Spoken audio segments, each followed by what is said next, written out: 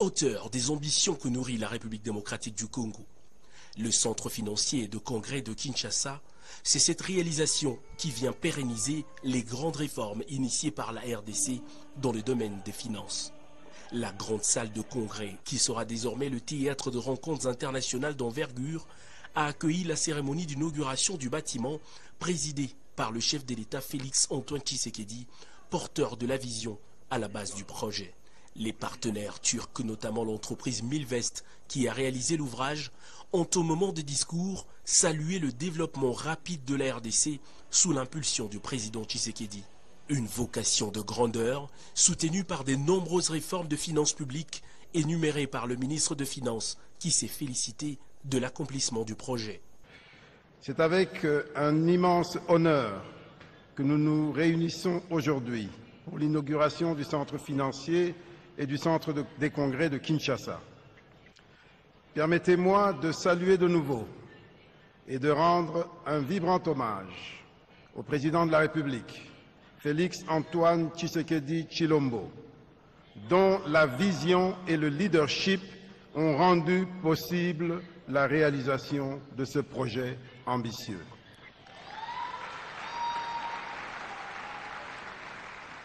Monsieur le Président, le centre financier et le centre de congrès de Kinshasa symbolisent votre détermination à bâtir une nation moderne, prospère et ouverte sur le monde. En tant que ministre des Finances, ce fut un honneur pour moi d'avoir reçu de vous cette noble mission pour concrétiser votre vision à travers ce qu'il y a à peine 18 mois n'était encore qu'un simple projet. Ce projet, Monsieur le Président, il s'imposait à notre pays pour de nombreuses raisons. Je n'en citerai que quelques-unes. D'abord, parce que notre économie a amorcé une croissance qui est appelée à se consolider compte tenu de notre positionnement au regard des grands enjeux mondiaux actuels. Durant ces 3 dernières années, le budget de l'État a été multiplié par 3 et le pays met en œuvre l'un des plus ambitieux programmes de réforme des finances publiques de son histoire, réforme qui s'appuie notamment sur l'économie numérique. La loi introduisant l'impôt sur les personnes physiques que vous venez de promulguer, Monsieur le Président, et qui est sans conteste la plus grande réforme fiscale qu'aura connue notre pays depuis 1969, aura pour principal effet d'accroître de manière exponentielle le nombre de contribuables et cela nécessitera une augmentation significative du personnel de l'administration des impôts. Aussi, durant ces 5 dernières années, notre pays a multiplié par 3 l'encours des fonds mobilisés auprès des bailleurs traditionnels, tout en demeurant l'un des pays les moins endettés au monde. Notre défi le plus urgent à cet égard est de pouvoir dépenser effectivement et efficacement tous ces milliards mobilisés. C'est pourquoi le ministère des Finances est en train d'entreprendre la réforme de ses services de coordination et de mise en œuvre des projets avec l'appui de l'Institut Tony Blair. Nous allons doter notre pays de Delivery Units, outillés pour relever ces défis et accélérer la transformation de notre pays. Je pense notamment à quelques projets qui vous tiennent particulièrement à cœur, Excellence, Monsieur le Président de la République, et qui sont en cours de mise en œuvre. Projets qui sont d'ailleurs attendus avec impatience par notre population. Je pense à la route Kisangani-Beni, à la route Kananga-Mbujimai, à la route Mbujimai-Bukavu, à la route Bukavu-Goma, tous des projets financés avec l'appui de nos partenaires et déjà en phase de démarrage. Ces projets transformeront notre économie et seront une contribution majeure à la réduction de la pauvreté en République démocratique du Congo. Excellence, Monsieur le Président de la République, Ces performances inédites, faites sous votre impulsion, nécessitent des infrastructures adéquates afin de les pérenniser. Le cadre de travail offert à nos régies financières et à l'ensemble des services du ministère permettra d'accroître la productivité de l'administration publique, la synergie entre services et l'efficacité dans la prise de décision. Par ailleurs, l'ensemble des enjeux économiques, sociaux, environnementaux et sécuritaires qui se trouvent au cœur de nos problématiques nationales de développement et qui placent notre pays, notre nation, au cœur des enjeux régionaux, continentaux et mondiaux, appelleront à faire de notre pays, de notre capitale, un nouveau centre émergent d'idées, de l'innovation et des investissements afin de créer de nouvelles opportunités pour nos concitoyens, pour l'Afrique et pour le monde.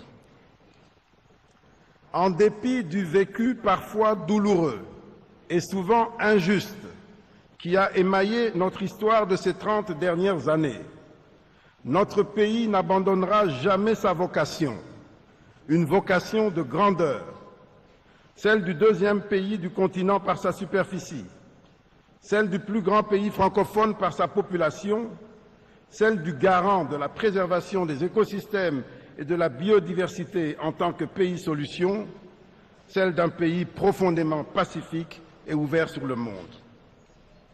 Excellences, Monsieur le Président, à travers cet édifice que vous inaugurez aujourd'hui, édifice qui s'inscrit dans la longue série de projets que vous avez déjà impulsés, vous inscrivez le pays et votre personne dans cette perspective de grandeur, fidèle aux principes et à l'idéologie héritée de votre défunt père, notre leader d'heureuse mémoire, j'ai cité Étienne Tshisekedi wa Mulumba, héros national.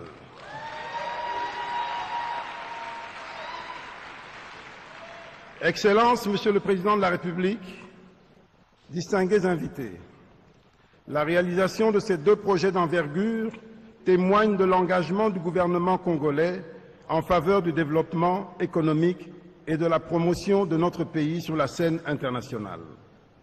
L'entreprise turque Milvest, pilotée par Turan Mildon, aura été une véritable révélation par l'excellence de sa performance. Elle est aussi une source d'inspiration pour nos entreprises, pour nos entrepreneurs et pour notre jeunesse. Le centre de congrès de Kinshasa sera le symbole de notre détermination à être un acteur majeur sur la scène internationale. Ce lieu sera le théâtre de rencontres diplomatiques, culturelles, de conférences internationales et d'échanges intellectuels. Il renforcera notre position en tant que destination privilégiée pour les événements d'envergure mondiale.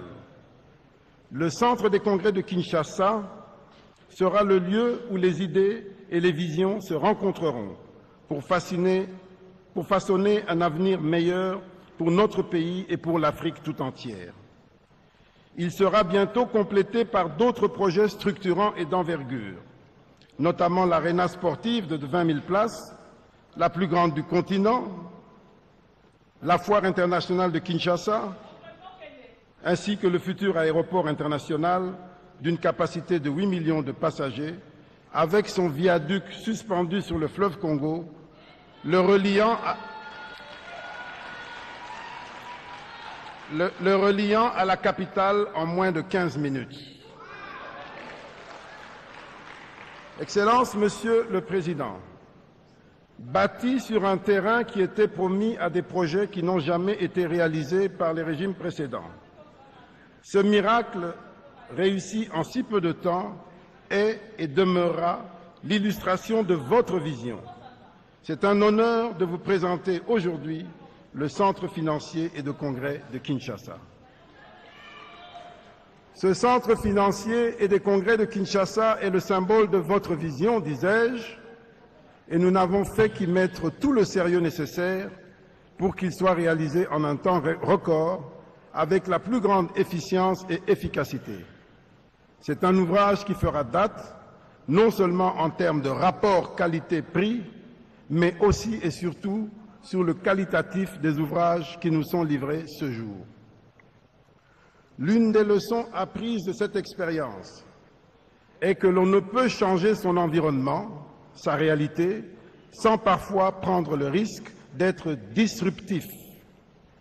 Parce qu'il n'est pas possible d'arriver à de grandes choses dans notre pays si nous nous laissons décourager par ceux qui ne veulent pas voir le changement de paradigme.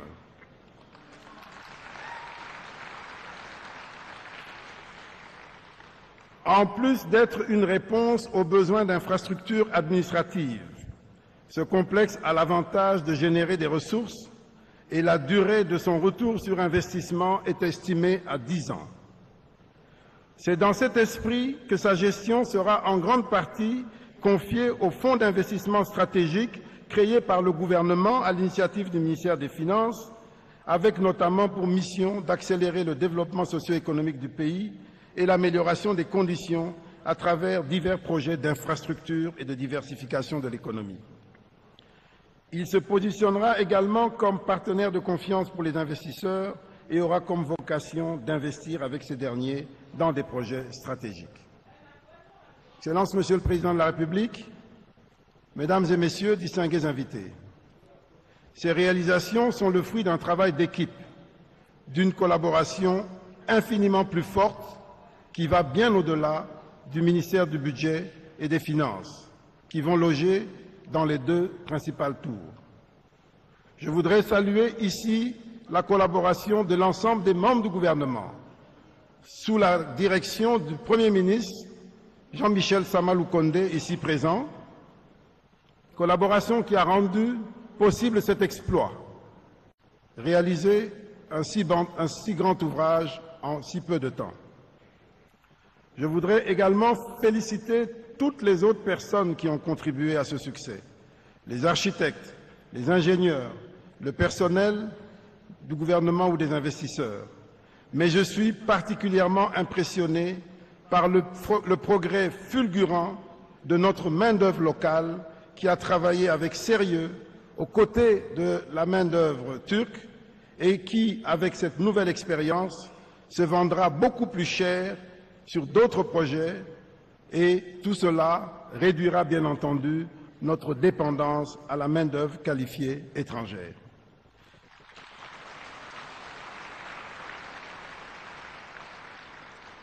Ces travailleurs sont ici représentés dans la salle. Je voudrais leur dire, vous êtes nos héros et je vous demande de les applaudir une fois de plus.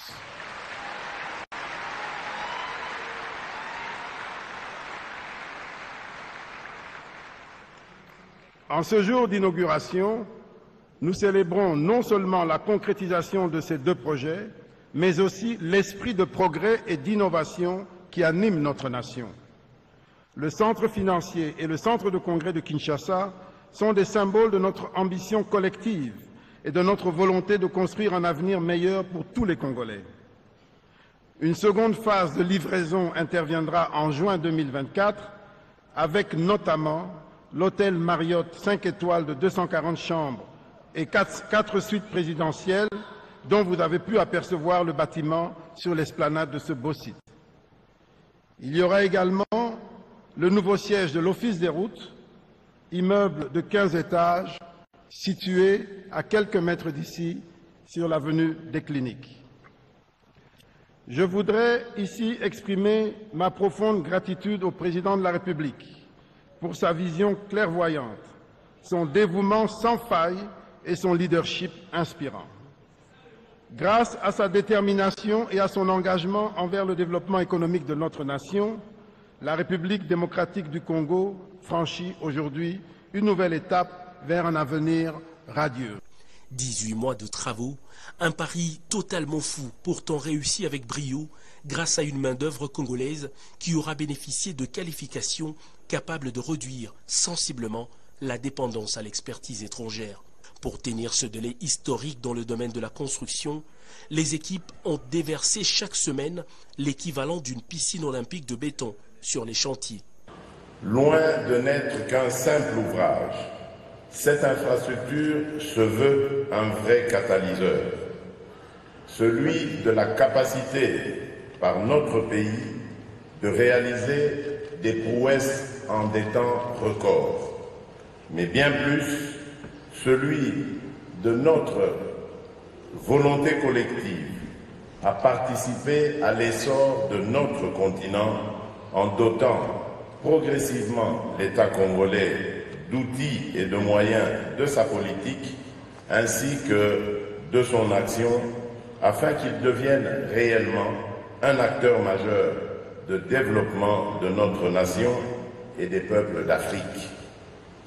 Le Premier ministre de la République de Sao Tomé et Principe a assisté à la cérémonie de remise de cadeaux au chef de l'État Félix-Antoine Tshisekedi en reconnaissance de son impulsion avant que l'assistance ne soit invitée à la coupure du ruban symbolique agrémenté par des feux d'artifice.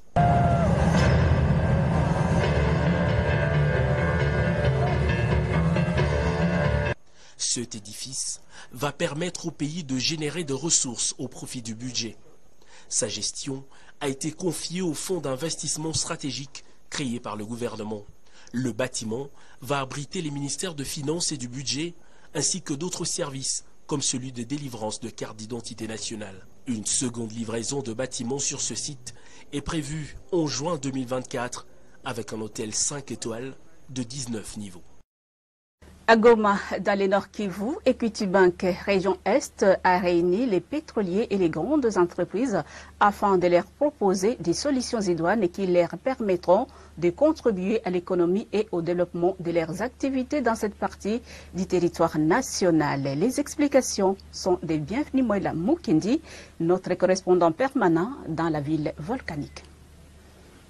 C'est dans l'objectif de transformer les vies et moyens de subsistance de la population congolaise en général et celle de Goma-Traché en particulier, sur le plan économique et social en offrant des services financiers modernes, que la banque Equity BCDC, région Est, a organisé un événement ce 22 décembre 2023 à l'hôtel IUC, réunissant les pétroliers de la ville touristique de Goma en vue de leur proposer des solutions de financement pour l'amélioration de leur business. Pour le directeur régional M. Scout Kashinzi, les pétroliers font partie d'un secteur porteur au niveau de l'économie nationale. Il était important de les réunir afin d'affermir la relation qu'ils avaient déjà, tout en proposant des services qui contribueront à l'amélioration de leurs affaires. Les pétroliers, ils font partie des secteurs d'activité qui est vraiment un secteur porteur au niveau de l'économie nationale. Et nous, on s'est dit, pourquoi ne pas s'approcher encore davantage afin d'affermir la relation qu'on a déjà avec ce segment d'activité. Alors, on a beaucoup d'instruments d'accompagnement. On est déjà dans une région très proche avec les pays des EAC. Et avec ces perspectives, la majorité, ils s'approvisionnent de l'autre côté. Nous, étant une banque inclusive, on s'est dit, pourquoi ne pas rapprocher les pétroliers qui sont en détail au niveau de notre région avec les fournisseurs se trouvant déjà, que ce soit en Tanzanie, en Ouganda ou au Kenya. Donc nous, on est vraiment dans un rapprochement régional où on essaie de mettre les acteurs économiques en commun. Il s'est de signaler que la banque Equity BCDC compte à ce jour plus de 2 millions de clients en RDC avec plus de 4 milliards de dollars du total actif. Ouvrons cette série des messages de vœux. À l'occasion des festivités de la natalité et du nouvel an 2024, la Direction générale des douanes et axes DGDA présente ce vœu le meilleur à son Excellence M. Félix-Antoine Tshisekedi Tshilombo, président de la République, chef de l'État, aux honorables membres de l'Assemblée nationale et du Sénat,